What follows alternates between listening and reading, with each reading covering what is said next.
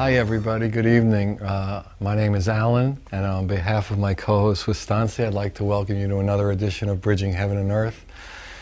And I know we've had, if you turned into the show when it's showing originally at 9:30 at night, we've all had long days, and some things happened that were really beautiful, and some things happened that maybe weren't so beautiful, but this is an opportunity to have an hour where we certainly plan to have really beautiful things happening. We have August Stahr with us, who's a healer and an author, and she has just incredible information to share with us. And we met before. She's really a beautiful person with wonderful energy. So that'll be a nice experience for us all, I hope. And I'm sure it will be. And we also have Liquid Gardens by Levi Chen, who's going to play some incredible instruments. I've seen him set up, and I've heard his tapes, and they're really wonderful. And dancing one number with Liquid Gardens by Levi is Inga, who's a modern dancer. So it should be a really wonderful show. So whatever happened to you today, just cool out, enjoy yourself, and sit in for an hour, and I think you'll have a wonderful experience. So, as we usually do at this time, Estancia leads us in a short meditation and does an invocation to set the tone for the show. So, Estancia? Thank you. And so join with me now as we move into our heart center, and ask that the mind follow the heart tonight. And we come before Mother, Father, God, not as beggars, but as sons and daughters. And we ask to be blessed tonight with just an opening of the heart, with a deepening of our understanding, of our love, and of our power as God beings expressing ourselves on the earth. And we ask to come into a fullness now, this night and forevermore with each breath, a fullness of our full spiritual presence on the earth and our full physical presence on the earth as we are merging heaven and earth. We call forth now for the energies of the archangels to come and be with us and join with us and lift us as we lift the earth. We make the call from the earth to the higher dimensions to link with us, our brothers and sisters, in all dimensions and all times. And we ask that there be a great gathering now among all the parts of ourselves as well as we approach the homecoming, what I call the in-breath of God. And we call to our own higher selves now, asking to sit firmly in that place of knowingness. We call to our I Am presence and ask that presence come and anchor in our hearts fully now. I and the Father are one. I and the Mother are one. Let this be our knowingness. Let this be what we walk and what we talk and how we approach our days and our breaths. We call to the Ascended Masters and ask for their radiance in this room, in our hearts, wherever you are. We ask for the love of Sananda this night to break open our hearts, to just let that love permeate and let his touch be upon our hearts so that we can feel it. We ask for the protection of Michael. And we ask for the blessings of the great Elohim, the creators of our worlds, of all the worlds, as we create the world in which we live here on earth. And tonight we also ask for the love and the presence, divine presence, of those light beings known as the Ashtar Command. We ask them to come and be with us, and I know they are already here, to come and be with us and lift us and link with us. And we call now also to the devas within our own selves, as we, in this time of transformation, approach that time when we are lifting ourselves, our very selves, transmuting them and lifting matter into light. We ask for the forgiveness energies to just flow and open up. This is a time for forgiving. It is forgiving. We ask that all the judgments and all the memories of our souls be now transmuted, blessed, and released, so that we can come into wholeness. And so let us all join heart to heart and soul to soul, sitting firmly in the highest part of ourselves that we have yet known, and asking to be with this part of us, this presence of love within us, to be the love that we are tonight, this hour, and always, forevermore. And so now we get ready to go into a short meditation. We send our light down into the earth, connecting with the crystal there. The crystal that is the consciousness of the great central sun within our earth. And we send our light up into the heavens, as above, so below, linking with both. And we send our light all around us, to our sisterhoods and brotherhoods of light all around, and to all our incarnations, past, present, future, on all dimensions and all times. We are love. And let us move now into the silence, connecting even deeper with our beloved ones and our beloved selves.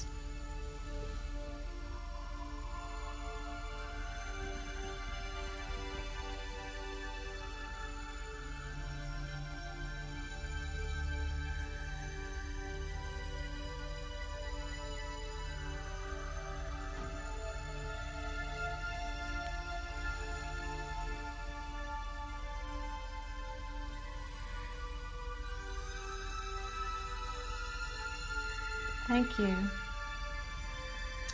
So here we are in another wonderful night, and we have with us a man who will introduce himself because he knows himself best of all.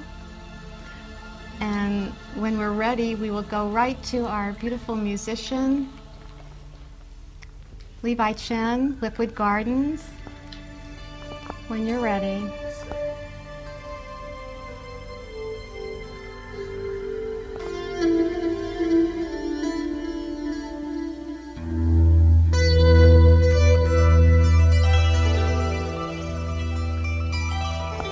Good evening.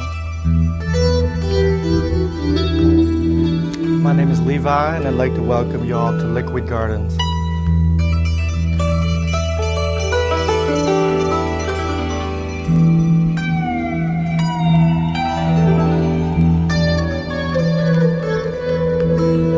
My music, Liquid Gardens. Gardens being a place where things grow.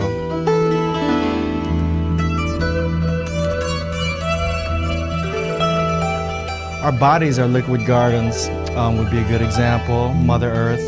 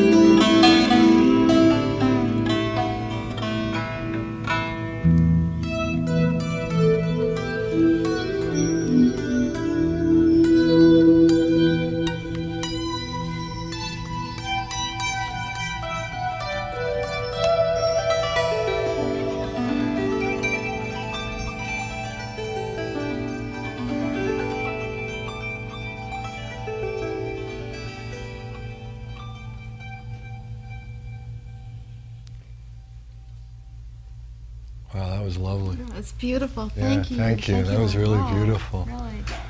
Anyway, I am really excited because I'm sitting here with August Stahr, Commander August Stahr, over here on my left, and pretty soon she'll be in the monitor. I promise she's here. Anyway, she has written many books. I've read one. We've been working together for the last 2 weeks unexpectedly, and she's really helped me a lot, and I'm just honored. I'm really thrilled that you're here with us. Thank you. I'm happy to be here as well. So maybe one of the things I like to do is I like to get the people a little understanding of how you started. Just if you could, your humble beginnings or something. Okay, so I'm talking to you then. Yeah. So just maybe you could just talk to me or the audience or however you feel comfortable, and just explain how when you were your awakening, and just like how it kind of brought you to where you are now in your process. Well, I think that my own awakening process is very similar to most light workers. You know, we kind of stumble along on the path until we, you know, we go to different places that we're led by Spirit, and you know, take different trainings, and you know, get ourselves prepared for who knows what. And at some point, you know, Spirit lets us know what it is that we're supposed to be doing. In my own case, I did also have a very dramatic awakening it was the summer of '91, just before the 1111 doorway opened in January of '92. Right. And I had a visit from a very wonderful channel friend of mine at that time, and she did a reading for me. And it was also during the time of the solar eclipse, and I went through what was called a future self overlay activation. Right. And since that time, I've kind of, you know, been in a higher, you know, elevated state, and I became more fully aware of myself as, you know, Commander August Stahr. Was that your name, or did you take that name on when you had this overlay? Actually, the name change came in around 1986, and it's kind of the Earth version of the higher self name, which is Augustavia. It's, you know, a more fuller version. When you say overlay, what do you mean? Not everybody's familiar with Wisconsin. I'm talking about your future self or your higher self. Most people are familiar with the term higher self. Your future self is also part of that higher self. You know, it's the vaster part of your being. And as you move, you know, as you clear out more and more within your lower self personality, you have a merger with the higher self, and that is called your future self. So it's kind of a collection of different selves that are operating kind of simultaneously, and collectively they make up the higher, you know, presence of yourself. So you had a more distinct experience of that? Yes, I did. Right. Prior to that, you know, I was always on a metaphysical path, and I had taken, you know, a lot of trainings and teachings and that sort of thing. And only recently, as a matter of fact, when I was, you know, speaking with Wisconsin, did I really kind of understand the true significance of that. Because for the last several years, you know, I've been helping people go through, you know, karmic clearing processes and coming more into their own as well. And I didn't fully understand why I was different than they were. You know what I'm saying? It's like, you know, I would take them to certain levels, and yet there were still certain things, you know, when people would begin to channel, that a lot of times their channeling didn't have the same kind of quality or the same resonance, the same kind of clarity that I was used to. And that is one of the areas that I'm going to be working in quite a bit more, is you know, working with helping people to open up and channel. I personally channel all the time, because I've gone through this merger. So it's not like I shift personalities. Right. You know, it's more the more that you clear out. You are your higher self. I am, well, not quite my higher self, but almost. I'm more of my higher self than most people are aware of. It's also merging with what they call the Christ consciousness.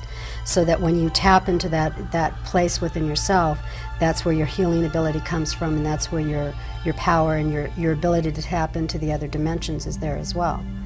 So it's not a you know, it's not a personality per se, it's more of the vaster part of me.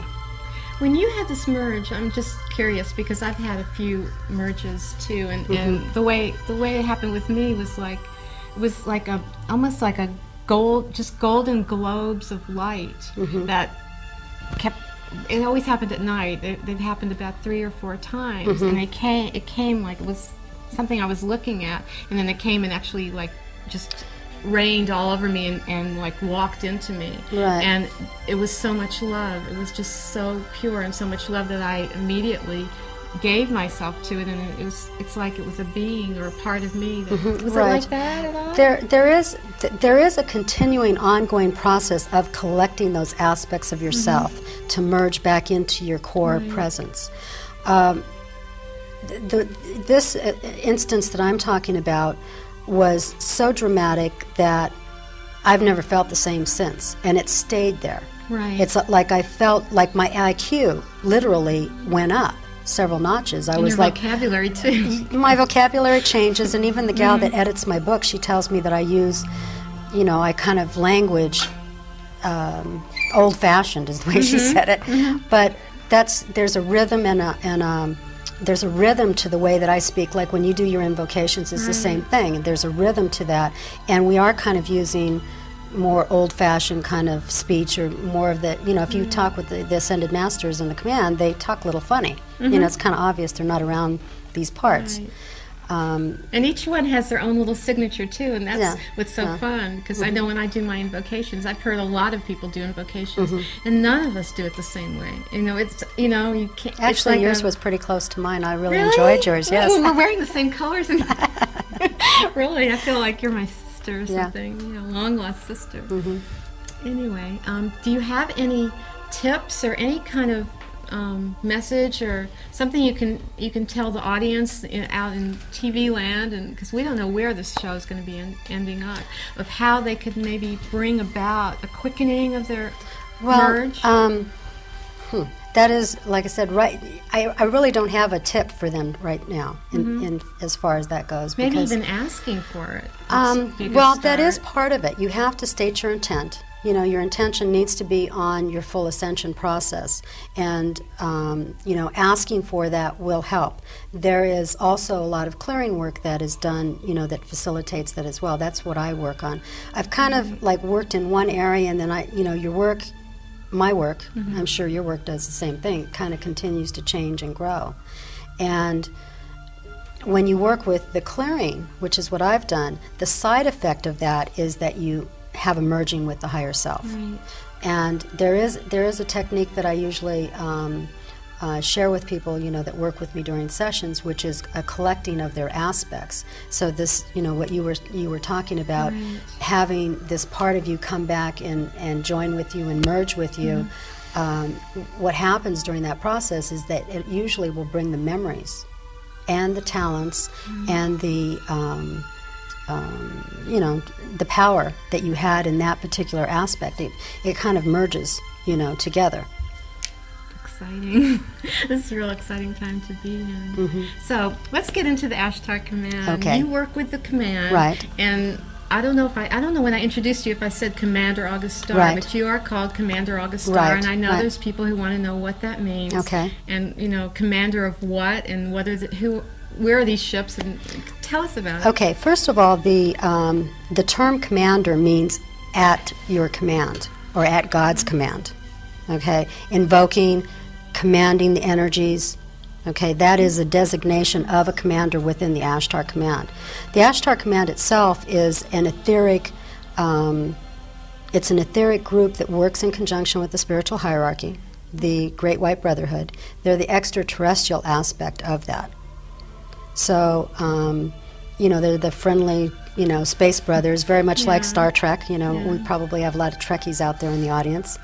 And the Ashtar Command is very much like that. It was inspired, you know, based on that the Ashtar Command has been here, you know, since the very beginning of time to kind of assist. Their purpose is more of a protective role, and they play a very major role during the time of the planetary ascension in terms of protecting what they call the ground personnel. And that's part of what my role is about. My particular division that I work with, which is called the Star-Esseenia division, which is after the name of my higher self, we're the healing division and kind of like research and development for... The Red Cross of Earth? Not quite. We're actually more like research, like... research and development. Research and development, like advanced technologies. I bring through a lot of new kind of techniques that have not been used before. And Ascension techniques, growth techniques. Ascension techniques, clearing techniques, that sort of thing. And the people that I work with are all part of, you know, the group that I came here with. And so I use those techniques and that technology to awaken them back to, you know, their full presence of who they are. Wow. So how would somebody approach if they wanted to get in touch with the Ashtar Command? Is there something that, you know, just everyone out there could do to just calling on them and just asking for them? Right. The Ashtar Command is really very easy to get in touch with. If you put your hand up, I'll show you. to ask for a signal, go ahead, Alan, put your hand up. Just request it. Just say, I now call upon the Ashtar Command to give me your energetic signal. Usually, just... I now call upon the Ashtar Command to give me my energetic signal. To let me know that you're here. And you should feel a light presence, kind of going in a circular motion, clockwise circular motion on the palm of your hand. Yeah. And what that signifies is that you've tuned into the channel. See, the command is always talking, and they're sending out communication to, the people that are here. And is it a tingling sensation? It's a warm tingling sensation in the palm of your hand. You got it. Yeah, our audience is sitting there with their hands. It's so beautiful. Right. So, and I'm sweating too, so they got through the sweaty. Yeah. So once you have that signal, then you can request what's newest on the hotline, so to speak. Because what happens is the Ashtar Command is transmitting information all the time to its ground personnel that are here. We're all we're in physical embodiment. So they're like the psychic internet. Yeah, kind of. You must be stupid to say that. Well, the thing about it is to call them something. You got to defy them. That's as good. The thing about it is that we're part of it. I mean, I'm a physical embodiment of my higher self that's here on, the earth plane. And I'm sure that, you're part of this and you're part of this as well. It's just awakening to that fact that we are part of this galactic Peace Corps. And because we are part of that galactic Peace Corps, they communicate with their people that are part of it through subconscious telepathic communication. And then those that learn how to communicate with them more directly open up and receive through either meditation or through channeling more direct communications. But once a person is aware that that's who they are, it's just a matter of opening up through their meditation and asking to receive, and then you're kind of guided on your path and directed. Is everybody a member of the Ashtar Command, or some other people have other jobs? No. There is, some people are from the angelic realms. I work with both. My origins are angelic, but I also work with people that have the extraterrestrial consciousness as well. What are the other choices? I don't think I'm I looking don't for one, so know. I'm trying to find I kind of specialize. What is the other choices? Help, I don't know. Well, I mean, there are... Maybe you can tell him what the light workers... Okay, well, if you want me to check on you, I will. Yeah, let's find out where Alan's from. Which planet is he from? Right here and now. Yeah. What a night to remember. Okay, I got it. Do you want to share it? Yeah. I mean, it's not pornographic. It's not. We could put this out over the airwaves. Right. Go ahead. As I was telling you, the Star-Esseenia division is the healing division, and so we work with different types of healing technology. There's another division which is called the Corton division, which is communications, and that's what you are. I mean, you're doing this TV show, you're a communicator. I'm sure there's other forms of communication that you've done before this. You write screenplays. You write? Yeah. Okay. The Corton people are really very interesting. They are very closely aligned with the Star-Esseenia division because they get our message out there. I'm here on your show and, helping get the message out there. This gentleman probably over here, I would say, and the dancer as well, probably the same thing, because they communicate through their music, they communicate through their presence, through her dance, through her art, the presence of who you are. You're more, and if you're going to be doing a screenplay, then you're going to be giving a concept. The concepts that I work with are very abstract, okay? You would take that abstract concept and give it a mass media. Would I understand it? If, no, yeah, holy kid, I probably would. Yeah. I mean, if you you'd get it as some kind of a concept, and then you translate it into something visual that everybody can understand.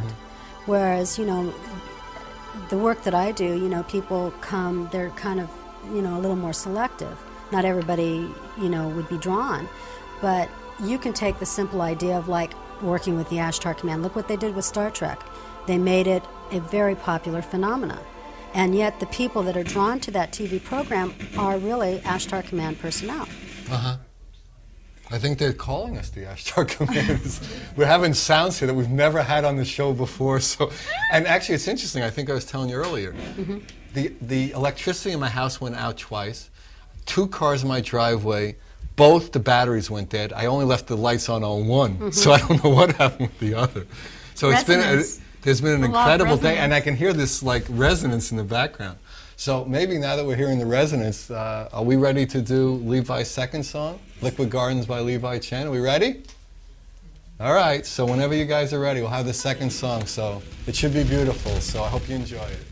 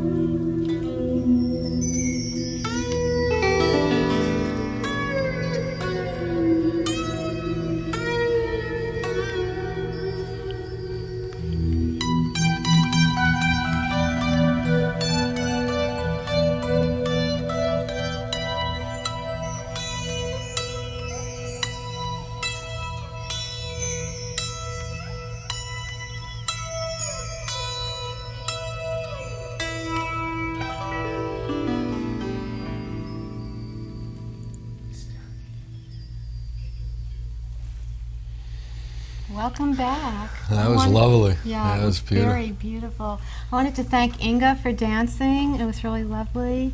And also mention that Liquid Gardens, Levi Chen with Liquid Gardens, they have several CDs and music, and if you really love it and want to get more information, just call the studio and get in touch with Alan or myself, and we'll put you in touch with how to get... There's a number that scrolls at the end of the show, and you can see it's a 687-2053 number, so you can call and I'll give you whatever information. Also, August has books and tapes that if you're interested, you know, you could find that out too. So here we are back, and now it's time for a planetary ascension update.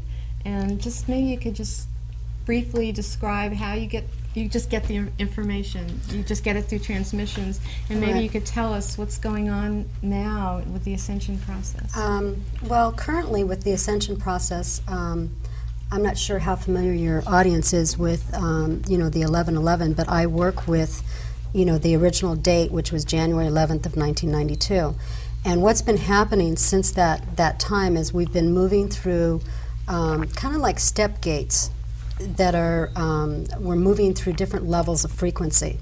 And, the planet herself is going through these different levels of clearing. And each time she clears out a certain particular issue within herself, she transmits out to the rest of us, and then it triggers that clearing within ourselves as well. So the beginning started with the root chakra and issues about survival and issues about sexuality. And then in June of 1993, we started receiving transmissions about clearing out of relationship issues. Okay? And in September of last year, it was 1995, I met, my twin flame, and I got married in July, in July of 1995. And when we got together, we were told that it was going to be a very powerful combination. And within a month of the time that we got married, he and I, my twin flame and I, opened up an etheric gate, which was called the third gate. And this gate relates to the third chakra and, personal power issues. And so that happened August 23rd of 1995. So the issues that are seeming to come up now have to do with people's trusting, the guidance that they're receiving, trusting that they are, in fact, who they think they are, or who they, might think that they are, and moving into that time of empowerment for themselves. So that's basically what we're going to be doing for about the next 2 years, is moving through personal power issues, continue with relationship issues, and also continue with abundance and survival kind of issues. The next gate after that, which is not due until 1997, will be with the heart chakra. And that one will be very interesting because it will show people who they truly are at the heart level. It'll show people's true intent and who they truly are. And in the meantime, what we need to do as light workers, I think we're falling down back here. What we need to do is to use discernment in terms of who it is that we're listening to, what channels that we're listening to, what communications that we're allowing to come into our consciousness. When this next gate opens, the fourth gate, it will be a mirror. And some people will be very shocked to find out that they're not really who they think they are. And others. Wait, what do you mean by that exactly? Well, essentially, like I said, we've been moving through these different gates, and each time we move through these gates, different issues come up for clearing. When we get to the level of clearing the heart, people will be revealed for who they truly are, whether or not they are truly light workers at the soul level, or whether or not they have been masquerading as light workers. And consciously or unconsciously? Both. Most people that are masquerading really know they are. They may not know it in those terms or in that language, but at their innermost selves, if they were to ask themselves who they truly are, they know who they serve. And are there like two energies to serve? Are you talking about light or I'm dark? I'm talking about light and dark. Those are the only two energies to serve. Right. And there are some people who serve dark energies and some people who serve light energies. Right, exactly. And when this next gate opens, the truth about who people are will be more fully revealed. That's Not in just- 97? That's in 97. That's the information that I'm receiving right now. Of course, that is always subject to update, you know, as we move through, you know, the timetables change. This gate that... So it'll just be made more obvious to more people? Right. And how do you think it will be made obvious? Well, it's Is just... it obvious now to you? Yes. Yes. Yes. But to go ahead and answer that first question, you know, how is it that you find out about, you know, like recently we had a big expose in our judicial system because of the Simpson case, Right. okay? It was made obvious that our system is not working anymore, okay? It kind of fell apart. Just like religions have been falling apart and the government's falling apart and all these different areas that the light is being shined on is kind of crumbling because it's not holding up to the truth and the light. It's the same thing with people. When you shine light on people, if that is truly who they serve, they'll revel in it and they'll grow in it and they'll shine in it. If they aren't, they'll kind of look away because they're really not serving the light.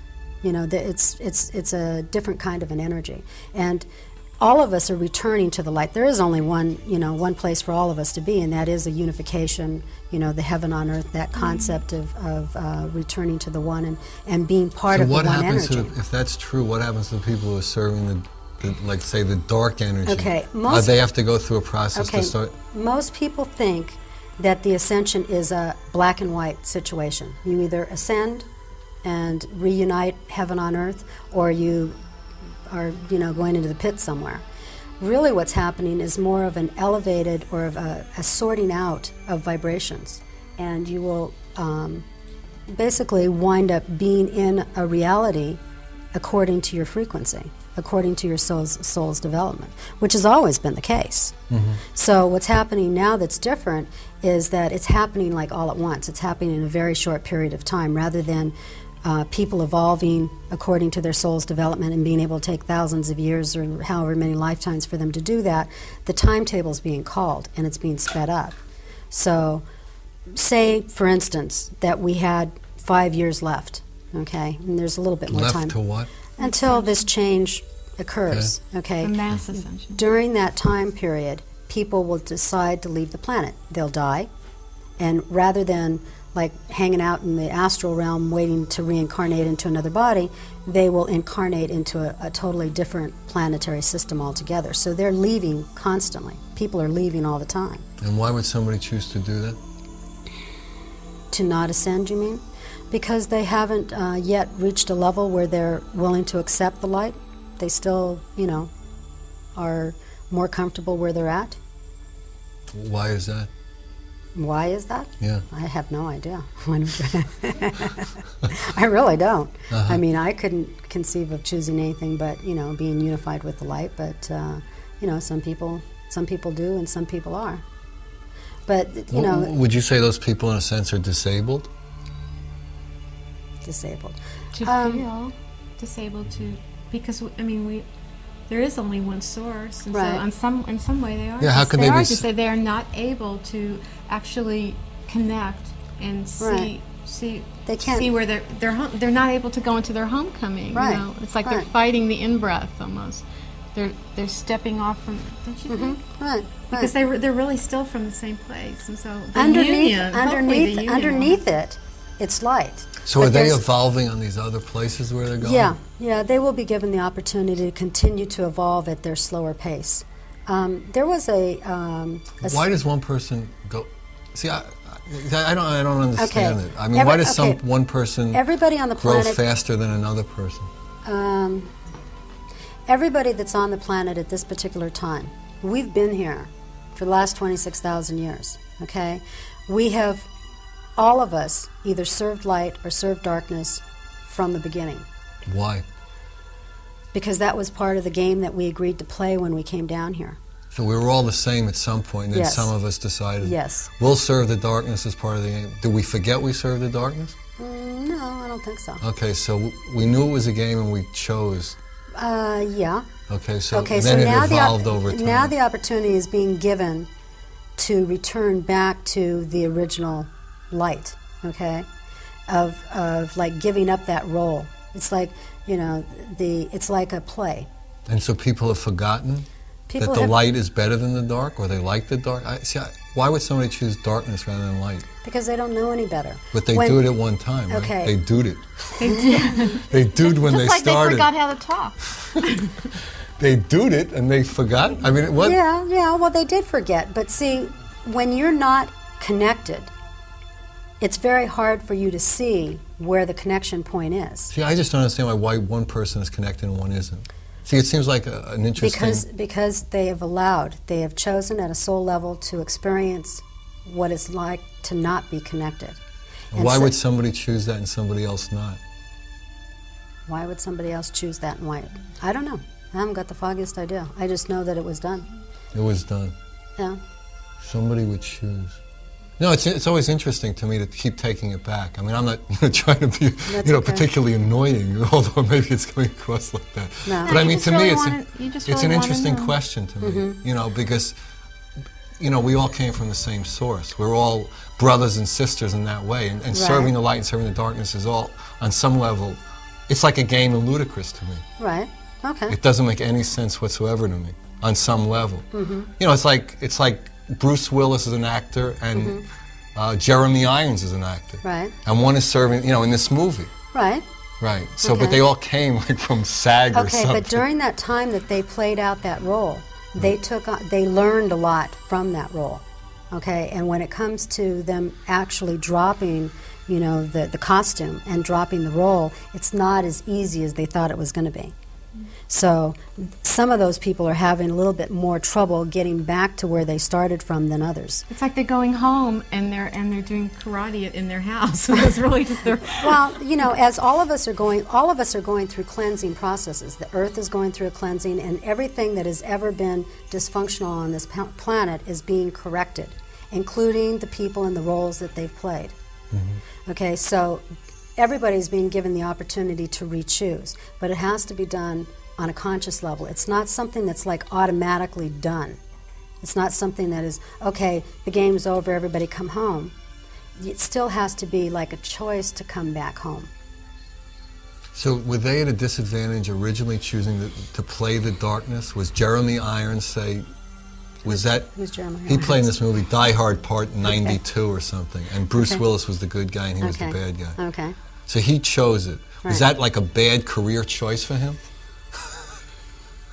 I'm glad I didn't choose it. Well, I mean, was somebody choosing it like to serve God's function as having the duality on earth? Yes. So why would God make it difficult for these people to come back and the other people would be easy because they never left the darkness?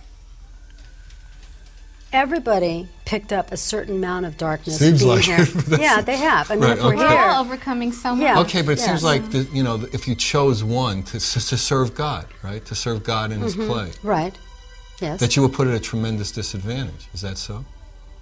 Actually, I think it's probably more like those that are the bigger and the stronger. Take on the juicier parts. So the bigger and they took on a little more than they could chew.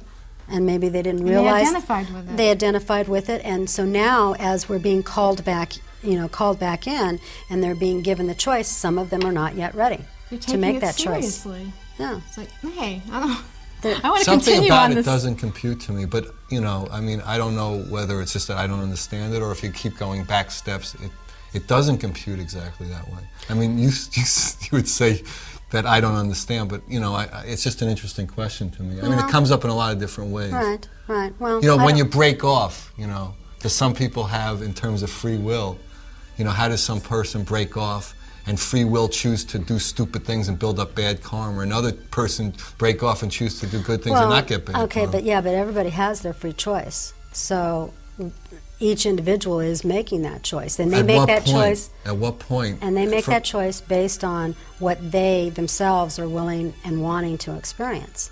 So I don't know whether or not everybody was given a game plan of if we, nobody had a computer and said, okay, well, if we did these programs over here, this is what's going to happen. I think, souls evolve continually, and they make choices continually, and they create realities based on those choices continually. Mm-hmm. So as you kind of again, we were talking about the fragmented selves. As you regather those fragmented selves to come back in to unify with your central core, you have all of these different aspects that learn some of the negativities and some of the negative ways. And so it's a, it is a reunification process. Mm-hmm. What is going to happen specifically to the people that don't quite make that? I don't know. All I know is that the ones that are making the choice for the heaven on earth, that this planet and the people that make that choice will transform this planet into a heaven on earth. Like Garden of Eden. And there will be several other possibilities for people to explore other places, other ways. Well, it's interesting because I'm sure that we'll have a lot of calls about this, because I mean, I would like to explore this with you further. Okay. And maybe I'll get the chance after, but the people who are watching probably won't, because basically we're down to 30 seconds. So do you have a last message for humanity that you would like to just share? Yeah, choose light. Camera? Choose light, simple. Yeah, absolutely. Choose light, the time is now. I would just, like to say that there's, many opportunities for people to choose that light, and to continually, each and every moment, you choose that light. And as you reunify with that, that core essence of yourself, those negativities within yourself will also come up for clearing. So that process is an ongoing, continuing process, and will continue until the year 2011, when hopefully the doorway will close and we will have transformed heaven on earth. Hallelujah. Amen to that. So thanks so much for coming. Thank you so much. It was really I enjoyed wonderful. it. Thank you. Very, very, very much. And thank you all for watching. Just live in your heart. Be the love you are. God bless you all. And also, if there's any questions or comments or anything like that, please call Estancia or I. You can reach us at 687-2053. We'd love to hear your comments and calls, and I'm sure that with all the comments and calls we get, maybe August will be able to come back with us at some point and we can explore some other of these issues, because I know it's interesting to me and important to me. So thank you and good night.